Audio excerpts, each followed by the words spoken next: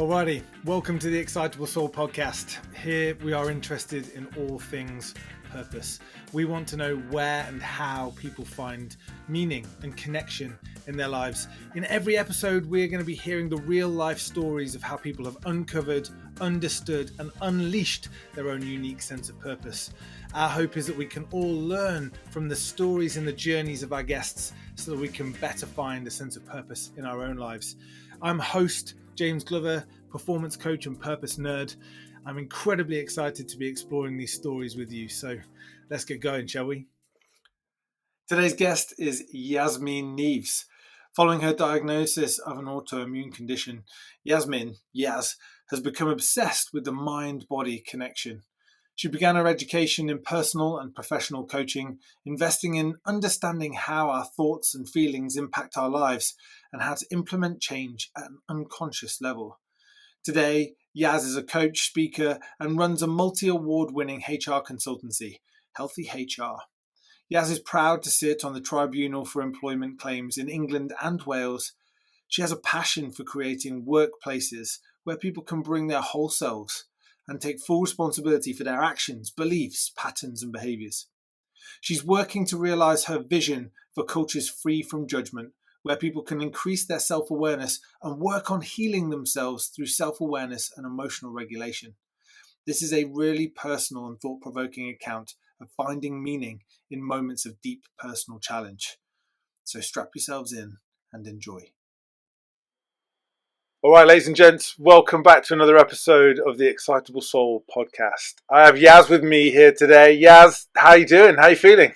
I'm really good. I'm really looking forward to this conversation. I'm having a good day. Amazing. We were talking just before we started recording about the power of getting little jobs done and out of the way, and kind of the feeling of liberation that can create. And I know that you've had a bit of a big morning on that front, right? Yes. I don't know why I do it to myself. I've had a week of many little things that I should have done, and if I mastered them on Monday, they wouldn't have taken up any space in my head, but I've been in overwhelm, lots going on. But I finally did it this morning, and it's created so much space in my brain, and I feel so much lighter. So another lesson for me to learn. Every day's a school day. That's what they like to say, right? Every day's a school day. Absolutely, and it really is. It really is. So we are going to talk all things purpose, meaning, connection today, and our audience kind of getting used to our structure really, and kind of looking back into the past and talking about the moments that have really uncovered that kind of sense of meaning and connection for you. Then thinking about in the moment today, how do you make sense of it and use it, and then what does it mean for the future and going forwards, and kind of leaps of faith and going into the unknown. But I guess before we get into all of that, I'm really curious, like when you think of the word purpose or the concept of purpose, like how do you make sense of it? Because for a lot of people, just even the concept is massive and can feel a bit overwhelming. Yeah, it really can. And I think in periods of my life, I've been that person kind of in overwhelm, thinking about, right, what's my purpose? What am I here to do? Whatever I'm doing doesn't quite feel big enough, doesn't feel like I'm having a big enough impact. And that in itself is such a big topic to kind of unpack. Yeah. And prepping for this podcast, I was just doing a bit of reflecting on my life, and it reminded me of a story that my mum reminds me of probably a couple of times a year. And it goes back to the first thing that I ever said, the first words that came out of my mouth. And she said I was around about 3 years old, so I was quite young, and to that point I hadn't really said very much, and I was quite shy, I was quite inwards. And she said I was lying in, we had a bay window in our front room in our terraced house, and the blinds were open, and it was I think I remember it. She's either placed the memory in my mind, or I do remember it. I'm sure the sky was blue and there's clouds going over, and I was lying there just looking up, contemplating life, which I know sounds big, but I that's who I am. And I said to her, so what's this all about then? And I meant every word of that question. Yeah, And that's a wow. question that stuck with me. And it's something that I ponder Oh my God, I love it. often. And I know that's really deep, and I've gone straight in there. Um, but yeah, and I remember when she first reminded me of that and told me, she said, those are the first words out of your mouth. And that was the moment she realised that she was going to have a job on her hands with me as her daughter. Like, how did she answer that? That I was want going the to be my answers. immediate question. Like, where did she go to? Like, you're 3. So what is it that you could possibly understand about that question? And B, did she have an answer for it? No, and she still hasn't, which is really annoying. And everyone else I've asked since hasn't given me a straight answer. Yeah, wow. I love that. I love that. It's like a journey decades in the making. I'm still asking the same question. Genuinely though, and I know that that's a bit weird. Like, no, I don't think it's weird. It's something often if I'm walking the dog or I've got like a moment of free brain space, I still Yeah. go, so why are we doing this? Like, Yeah, what's it why all are we about? here? Why are we on this earth? What's the point? Yeah. Even when we're doing good in the world, trying to make this a better place, like, what's the ultimate goal? Like, what are we trying to achieve? And I'm still working it out. Yeah, well, this is a really brilliant place for us to start, I think. Like, can we get into a bit of that? Like, even though you're still figuring it out, what are some of the kind of the experiences, the questions, the thinking that you ask yourself to try and make sense of that question? It changes, and as I change, and as I learn, and as I evolve, and uh, as my consciousness kind of goes up different levels, and as I kind of fall back down the ladder, it changes. And if you would have asked me this question maybe a year ago, or 5 years ago, or 10 years ago, and I know if you ask me it in the future, I'm going to give you a different answer. And I think that's really important because we're supposed to change as people. We're supposed to evolve. We're supposed to grow. We're supposed to make mistakes. We're supposed to be different versions of ourselves. So today, in this moment right now, and this is a very new learning for me and something I've been really working on. For me, my purpose is to be the best version of myself. And that could sound quite selfish to some people. It's all about me and me being the best version. But I want to be the best version and show up as the best version of Yaz every single day so then I can better serve others through the work that I do. Hmm. Like, if I'm showing up and I'm in a good place mentally, emotionally, I'm in a good place, I'm feeling good about myself, I love myself, then I'm going to be able to give more to others and hopefully make this world a bit of a better place. Yeah. But then my brain automatically goes to that higher question of, okay, making the world a better place, why am I doing that? Like, why do we Yeah. need to make this world a better place? What's the point? What's the bigger thing behind that? Yeah. Yeah. And for me, I'm quite a spiritual person. And I don't, I'm not religious in the sense of that, I follow one religion, Yeah. but I do believe that there's so much that we don't know. And I've always been spiritual, but as I worked my way through the corporate world and worked my way up through the corporate ladder and tried to get all those external things to make me happy, like the house, Yeah. the car, the money, I lost it. I lost my way on the journey. But there's been bumps in the road that's kind of brought me back to the whole spiritual, bigger picture pieces. And some of those philosophies really helped me kind of not get overwhelmed with those big questions of why am I doing all of this. It's about just trusting the process, allowing things to be. I'm here. Everyone's here for a reason. Everyone's exactly where they need to be. So some of those philosophies help them answer some of those bigger questions and just like go, do you know what? Does it matter? Let go of that control and just allow things to pan out as they're supposed to. That those words of just let go and allow things to pan out, like they sound like such simple words to kind of hear, but what it takes sometimes to actually let go of stuff can feel like a Herculean effort, can't it? Absolutely. So I got Absolutely.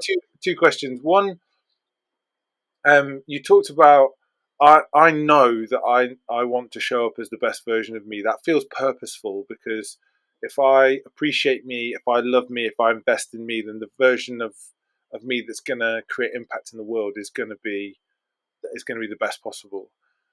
What what was the journey that led to that? So what are some of the experiences that you've had that up until today that have really shaped that realization for you?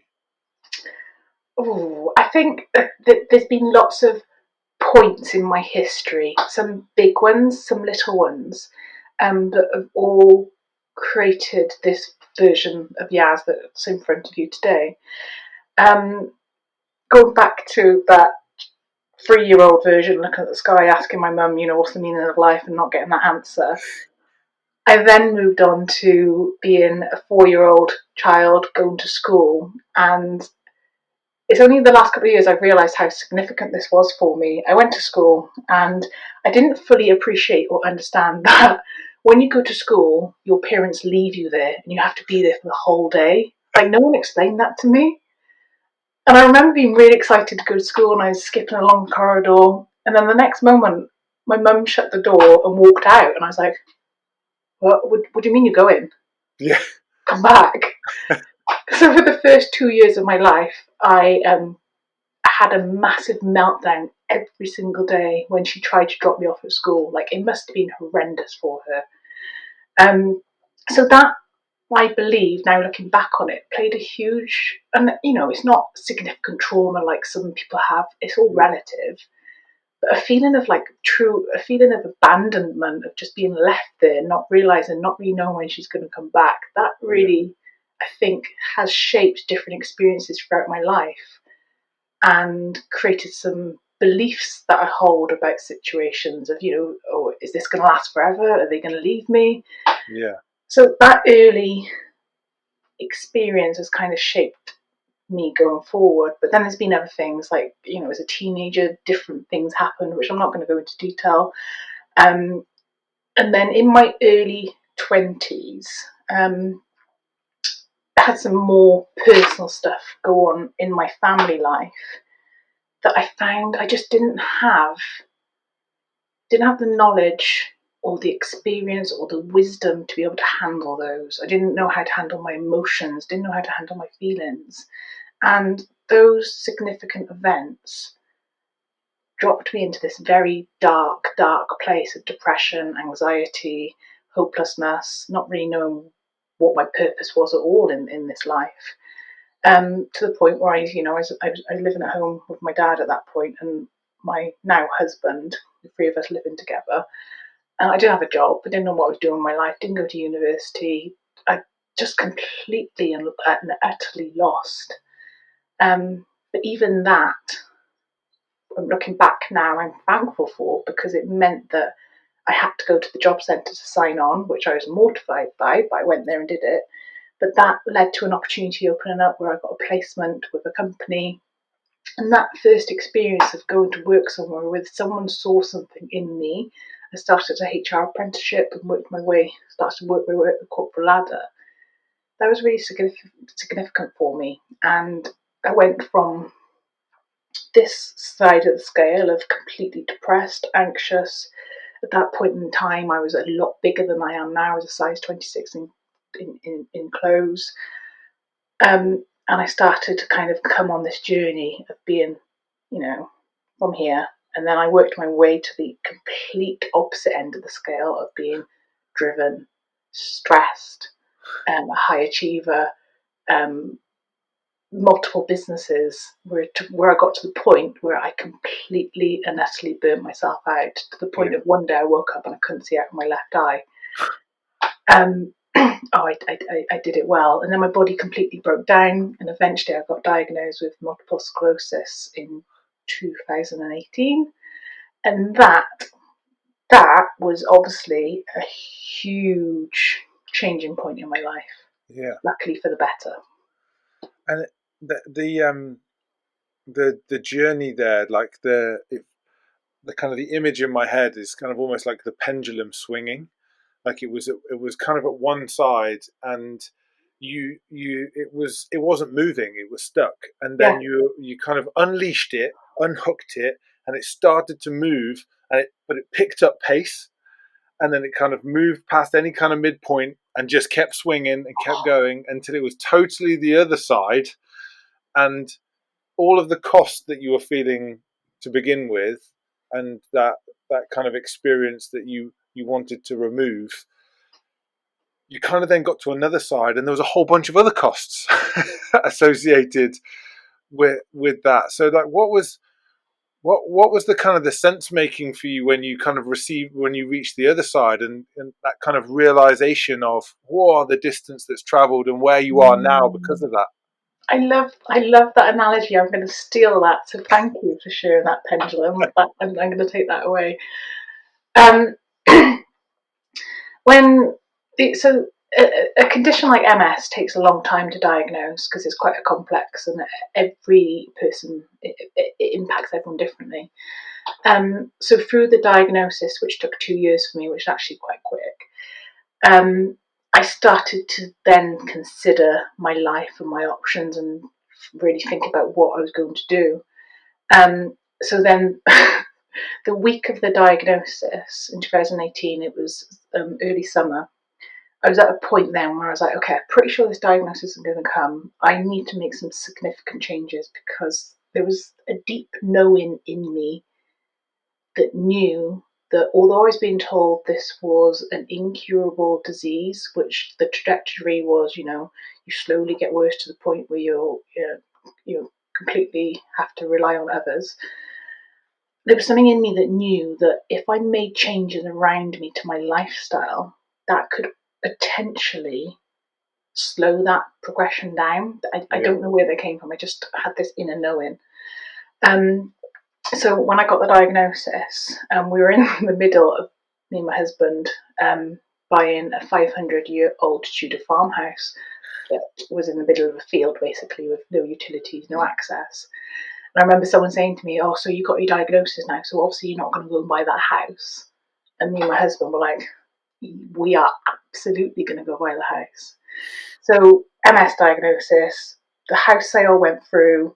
I quit my job, my corporate job, which was the financial stability that we had the same week. And we moved. We were planning to then to move to this country with a completely different way of life. Um, so there was something in me pushing me into that. It was scary. It was so scary to make all those decisions, but I knew that's what I needed to do, and it was almost like I was being guided internally. Yeah. And so I really love um, I really love the kind of the power of intuition, Mm. because there's so much rich data and information that we're just not consciously paying attention to, like every second of every moment of every day. And that's not you and I being spiritual beings in this conversation. That's like hard evidence based neuroscience. Mm. And the irony of hard evidence based neuroscience is it's basically proving 3,000-year-old philosophy anyway. But this sense of intuition that is guiding you, what enabled you to pay attention to it? Because there's Oh, one thing that's feeling good. it and there's another thing acting on it, right? That's such a good question. Now, I think I'm really fortunate that I was born into this body with quite a strong intuition. If those words that I said, asked my mum early on, were my first words, I think I was quite naturally had this inner something. Now, obviously, I lost it along the way. I completely lost it. Did not pay any attention. There was a lot of noise around me. Everything I was consuming was distracting me. Food, toxins, and I think a lot of people get to a point of crisis in their lives where they just have to have a big wake up call. And obviously, mine was the MS diagnosis. Yeah. And that was enough to kind of shake me to go, hang on a minute, I need to start doing something differently. And luckily, my intuition was strong enough. And it wasn't a voice, it was a feeling, knowing. Well, I say it wasn't a voice, even though I'm saying it's a knowing. It was a feeling, it was a push There was just something that I had to do. Yeah. I just went with it. So what I decided to do, very fortunately, I found a lifestyle charity called Overcoming MS, who I am truly grateful for, because they are advocates of lifestyle modification to help treat MS, and I luckily found them very early on in my journey. And one of the first things I did was I modified my diet. And then I started meditating. Then I started doing yoga. Then I started to change little bits and pieces in terms of everything that I was consuming. Not only food, but the people I was hanging around with, the things I was watching on TV, music I was listening to. And the more I started to reduce, I don't know what word to use, but the only word I've got at the moment, I was trying to reduce the amount of toxins that I was consuming in all those different aspects. The more I do that and continue to do that, the louder my intuition gets, because it's not having to battle or fight through cleaning up anything internally. Does that make sense? Oh God, it makes sense. Like, I'm trying to scribble notes as you're talking. One of the things I do with guests is like so much information. I'm like, oh, I just need to scribble a note. I need to scribble a note. And there were like 4 or 5 things I was trying to capture at this as you were writing there, because right at the very beginning of you talking about the experiences of being dropped off at school, you were talking about, I didn't know that was going to happen, and the impact of that was really quite shocking, right? So there's this experience of not knowing, and a really negative outcome and experience off the back of it. And then you talked about this inner knowing, right? And what was really interesting for me in the kind of the shift from the kind of not knowing experience to the knowing experience was you talking about like where your attention was being consumed. You used the word noise, which I thought was like really rich kind of expression of all of the things that are interfering with this kind of information that's available, but you can't get to. And that actually it took something to kind of almost shake you up and cut through the noise. Like it was something so big. It's like that. I don't know, like Thor's hammer comes like whooping through to kind of almost bring you back to yourself, bring you through the noise to then go, oh, all right, okay, it's this. This is the stuff that I need to be doing. This is the stuff that I need to be going after. Because, as you say, like at 3, you were asking those questions. So you definitely knew it was in there somewhere, but you'd kind of lost connection with it. And it feels really interesting that the shake up followed by the support of the kind of the charity enabled you to go, all right, well, where am I placing my attention? What is consuming my attention? What is the noise? What are the toxins? And actually, how do I start to systematically shift those things and then incrementally feel the benefit? I guess the final thing that I heard, and you can tell I was really trying to scribble, the final thing that I heard there was about, it wasn't just like food, there were people too. So can you talk to us a little bit? Because I'm imagining if I'm listening to this, like people going, yeah, I can totally understand the noise and the interference, but I haven't had the thing that's shaken me up yet, but I'm listening. So if you haven't had the thing that shakes you up, how can you start to pay attention, and how can you start to cut through the noise, and how do you start to make progress, and what against? Oh gosh, that even all of that is so big in itself. I mean, wouldn't it be amazing if like people didn't have to have those crises or those moments of where their life completely breaks down to get to where they need to be? It's just unfortunate that most people who kind of uncover who they are, they have to have these moments of complete breakdown. I think people have to start small, and I think people who listen to what I talk about, follow me on social media, or know my daily routine now and how clean. I don't like that word, but it's all I can think of. I live. I've been told by many different people that I'm quite intimidating in terms of how I live my life, and it's really unachievable. And yeah, it's all right for you because you've got some disposable income and you've got this and you've got that.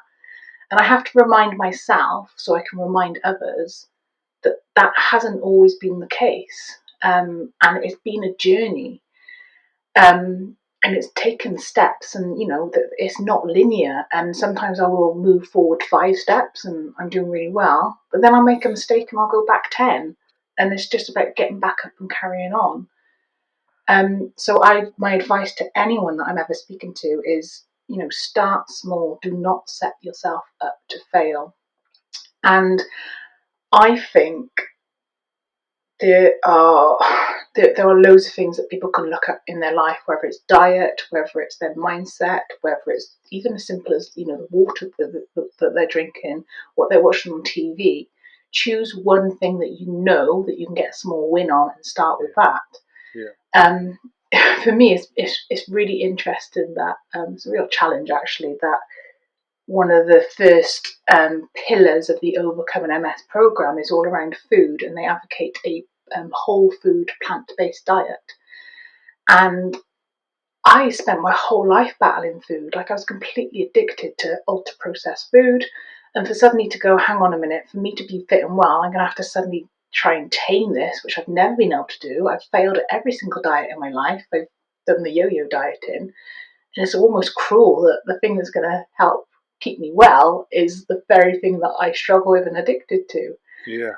But the diet that I'm on now is the first time in my life where I actually don't feel like I'm on a diet. And the thing that keeps me going with it is always reminding myself of how well I feel today.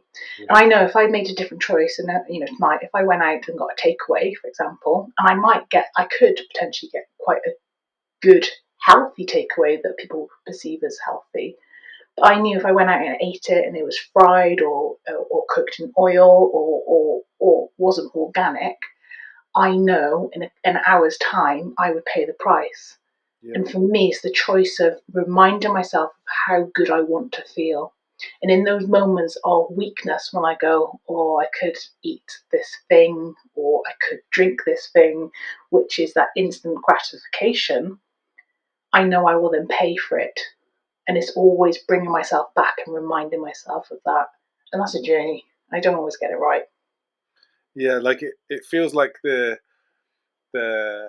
kind of the bicep curl in the gym, doesn't it? Like there is a constant effort required. But like, why do we do this? Why do you go to the gym? Like, not just to do bicep curls and have one big bicep, but like, why do any kind of exercise where you're stressing yourself, aren't you? You're kind of pushing yourself outside of your comfort zone, because what you're saying to the body is like, we need to grow, we need to change, we need to adapt. And actually, stress for us as human beings is a good thing, as long as we give ourselves the space to then be able to heal and adapt. It's when we continually plow in the stress and don't create the space for the kind of the healing and adaptation that things break down. And you saying, actually, how well do I feel today? Like, I've got to think about the choice that I'm going to make here. Like, you're not saying you have to make this choice. It's, I have a choice. I can decide which of these two. Now, would that taste absolutely amazing? Yeah, it would. And there are days where you're like, all right, I'm just gonna do this because I want that, and there's a cost. All right. Equally, if you make a choice that is about not having that takeaway and having the kind of the organic food, then there's a cost to that too, because it may not necessarily bring you the same level of enjoyment as the takeaway would in the moment. But it's understanding that for yourself, isn't it? And being able to go, well, I can own that decision in this moment. And I find it interesting when the reaction that you have from others is like about the kind of the intimidation and the unachievability, because for me there is a lot to be said for those individuals understanding themselves and understanding the reaction that they're having for themselves in seeing that. Mm-hmm. Like, what is intimidating about? Is it you, or is it the choices? What Absolutely. feels unachievable? Is it where you've gotten to, or is it the accountability that requires from them? Like, Mm. that bit feels really interesting to me. Like, how do you manage that when people are coming to you in that way? Um, I count myself lucky that I've got people in my life who will tell me that. And, I'm sure there's conversations going on behind my back. That's just what human nature, that's what happened. And I'm fortunate that I've had certain people who are close to me that have said that to me. I find myself quite lucky. And, different previous versions of me would got offended and upset and be like, oh my gosh, I'm doing all of this. Like, I'm not doing it for any other reason but to try and be the best version of myself so that I can help others. And it used to have really upset me, but then that's just more lessons for me to realize, there's more work for me to do there. Why is that upsetting me? What's a deeper belief that I need to go in and dig on? Yeah, And one of mine is, I've always felt like I'm not quite good enough, and that's one I always have to kind of revisit and relook at from different levels. And it's just, whenever I react to something or get upset, I am now in a position where once I've caught myself and I've kind of got past the emotion, because I'm still human, I react. Once I've kind of woken back up and gone, right, okay, what is it about myself that I need to work on? Why is that triggering me? Why is that upsetting me? So I just allow people to have their judgments now. That's theirs, not mine. There's nothing I can do about it. People are going to judge regardless. And it's about taking that lesson and figuring out, okay, what do I need to do with that? Why is that wind me up if it does? But it's also reminding people, like I've just said, like, this is taking time. Like, in terms of my journey, in terms of progressing, being the best version of myself, I'm going to say I started on my mindset probably 10 years ago. yeah, And yes, that in itself is intimidating. If you tell someone, oh, yes, you don't feel the best you can right now, and it's probably going to take 10 years before you do, I completely get that's scary. And it's because we live in a society where we want everything now. yeah, We are so used to, like, going to the shop and having food ready for us, or having Netflix documentaries all there ready to go for us to binge on. We're so used to having stuff here right now. We're not very patient, me included. Um, so it's kind of undoing that society piece, which is huge. yeah. I mean, I just think about my children, right? My kids have gotten really into watching gladiators, right? And I love it, because when I was a kid, I used to really love watching gladiators. Like, it was a big Saturday night thing. And it airs on BBC One every Saturday night, kind of 5:30 ish. Um, but it's not on iPlayer. There isn't every episode in this series. It's still, airing 1 week at a time, and my kids can't get their head around it, that they've got to Really, wait a week for the next episode. Are you joking? Like, we can watch 8,000 episodes of Bluey whenever we want, because they are on, like, every streaming site possible. Like, anything that they want to consume, they can consume over whatever timescale they choose. And this is the first time in their little lives that somebody's gone, nope. Outside of their mum and I, when it comes to putting boundaries around other things, my children aren't feral and rule the roost, just so that everybody knows. that's a shame. Well, I say that. You have to ask some other people about their experience of them.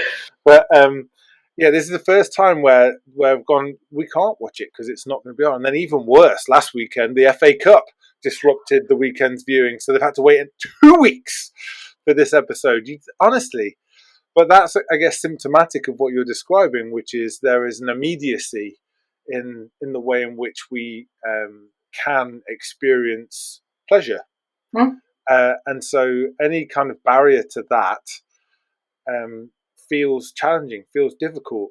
But it's only a different kind of challenge and a different kind of difficulty than the one you're describing, which is actually, it's choice again. I made a choice. I've invested the effort, and it takes time, and I'm just aware of that. Hmm. So there's a commitment almost. And so Absolutely. I'm interested, if we kind of tie this back into kind of the sense of purpose really around these experiences, because whenever we're trying to make a choice, there is something that we're in service of. The outcome is in service of something. So even if you just take your kind of takeaway example, like the takeaway is, I'm in that, what's that in service of in that moment? Like tasty food, like it's a craving for kind of for pleasure to some degree. And to make a choice not to have that pleasure in that moment, but to experience a different type of pleasure, in a different way of feeling healthy, it's not an easy choice. To your point, all of the data and information about eating healthily, emotional regulation, mental focus, it's out there, right? It's out there, and it's out there everywhere. Like you could get whatever answers you needed to whatever Mm. health problem you've got from Google, but it doesn't mean that we act on it. So what is the thing? Like how does you being the best version of yourself maintain the anchor to the choices in the difficult moments? Like what sits beneath that kind of concept for you that keeps you connected to it? I think for me, it's been a journey of, and this is going to sound so cheesy, but I'm going there. It's really been a journey about self love and self acceptance. Okay. And um, I've got a lot of internal battles that I'm still working with in terms of like how I show up in the world, because for a very long time I was a lot bigger than I am now, and mentally my brain still hasn't caught up with the size I am now. And that's a continuous daily battle. Um, and throughout my life, I've heard different quotes, and different people have said to me, like, love is the answer, love is the highest form of vibration, love is always the way. And I always remember being like, whatever, shut up. Yeah. What a load of rubbish. Okay. Yeah. What does that even mean? And it's the last year or so, it's made me, think I've kind of come to a place, and I don't fully understand it yet. But the reason that those comments have stuck with me and I reflect on it and have made me go, oh, is because I've had issues with my own self love and loving myself. And if I can't fully accept and love me, how can I then show that to the world? I think everything starts with us and starts with us as people. So the more I really truly understand that, I don't even know if love is emotion. It's not, probably more of an energy, even though energy and emotions are linked. I don't know. I'm going down a rabbit hole now. But if I can truly embody that and be that vibration of love, then I know unconsciously and consciously when I'm working with people in all aspects of my life, people are going to feed off that. People are going to they're going to feel that, and that's going to make them feel hopefully better. Or some occasions it makes people feel uncomfortable, but sometimes we need to feel uncomfortable in order to shift and move. Yeah. Am I making any sense at all? No, massively. So, what I'm really hearing here is there was kind of almost this sense of something really important that you were consciously rejecting but unconsciously really wanting, which was this idea of love, and specifically a kind of a self acceptance Mm, and just a valuing of mm, of you, mm, and that actually the kind of the need to be able to put whatever the noise was, if we use that terminology again, to one side and just be able to go, I am enough, and mm, I do love who I am and who I'm continually trying to be. mm, Because the more I bring that, the more that radiates out from me is what I want people to experience in themselves and for themselves.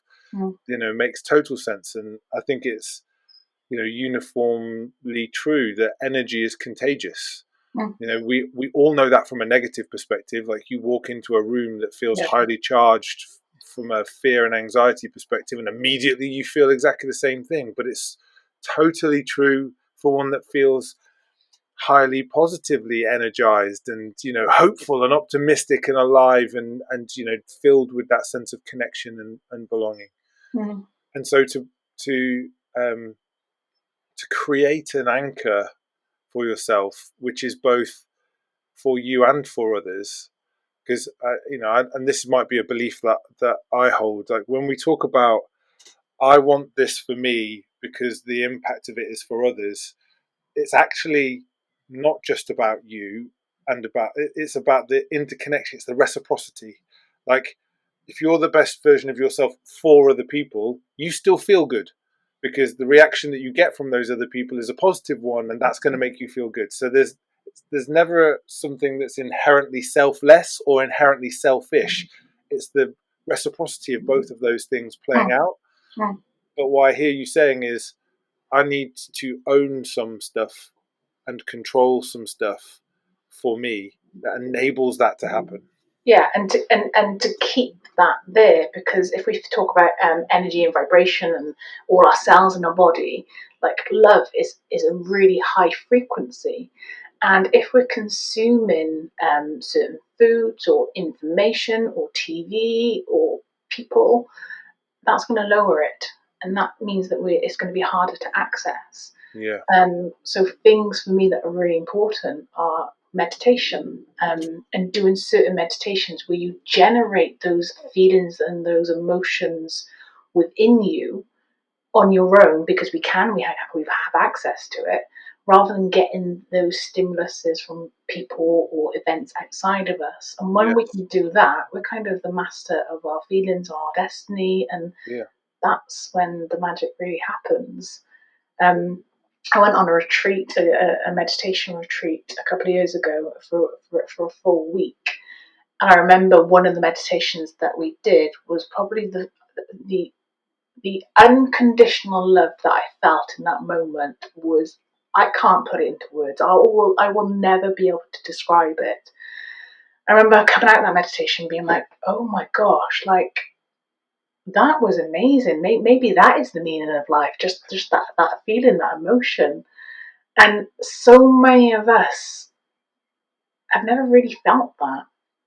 But it takes a certain state to get to it. I can't remember where I was going with that. Yeah, no, and again, just makes like perfect sense that you talk about and holding on to that kind of state because of what it allows you to access. Yeah. And so, for you, meditation is a vehicle into being able to access that because of the state that it kind of creates. I guess what I'm really curious of, if you take yourself back to the pendulum having swung, well, and maybe either end of the pendulum scale, you now speaking to you at those 2 points, would the messages be different? Would the messages be the same? And how do you think you would hear them? Because the reality is that there are people in both of those states out there who to your point, it might feel unimaginable to be where you are now. So if you take yourself back to those places, what do you think might have penetrated or could penetrate those two people? Because you're all the same person, right? So you've been on the journey, but what might have penetrated? What might the message be? The message that I've kind of always had in my life in different points of crisis is everything's going to be okay. And it's as simple as that. There's no more or no less.